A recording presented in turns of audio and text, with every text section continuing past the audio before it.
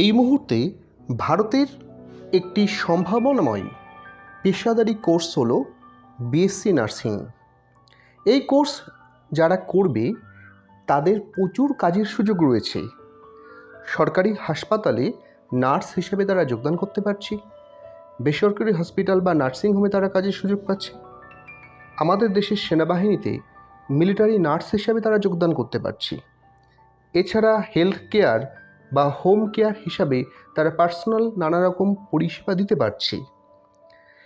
এই কোর্স করলে প্রত্যেক মাসে ভালো বেতন তারা অর্জন করতে পারবে। প্রথম দিকে নার্সিং যারা পড়বে তাদের বেতন হবে মাসে 30,000 থেকে 40,000 টাকা, কিন্তু যখন সে অভিজ্ঞতা অর্জন করবে তখন সে প্রতি মাসে 80,000 টাকার বেশি সে কিন্তু রোজগার করতে পারবে। কিন্তু এই বিএসসি নার্সিং পড়তে গেলে যে শর্ত রয়েছে তা হলো তাকে উচ্চ মাধ্যমিকে সায়েন্স নিয়ে পাশ করতে হবে, সেখানে 45% নাম্বার থাকতে হবে মিনিমাম, এবং এন্ট্রান্স এক্সাম দিতে হবে। এক্ষেত্রে জাতীয় স্তরে যে এক্সামটা হয় তা হচ্ছে নিট এক্সাম।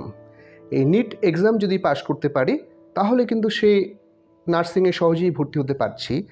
এছাড়া আমাদের ওয়েস্ট বেঙ্গলে জেনপাস বলে একটি এক্সাম হয়, সেই পরীক্ষাতেও যদি সে পাশ করে তার র্যাঙ্ক অনুযায়ী সে কিন্তু ভর্তি হতে পারবে।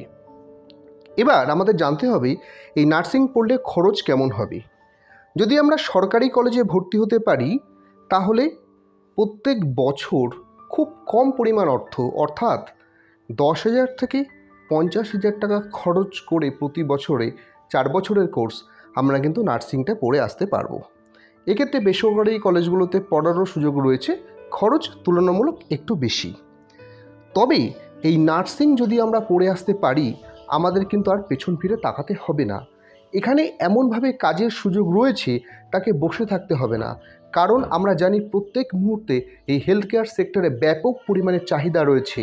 তাই যারা উচ্চ মাধ্যমিক সায়েন্স নিয়ে পড়েছো, ভাবছো কী নিয়ে পড়াশোনা করব, তাদের জন্য আমি বলতে পারি তোমরা নার্সিংয়ের জন্য প্রিপারেশান নাও, জয়েন্ট এন্ট্রান্স পরীক্ষা দাও,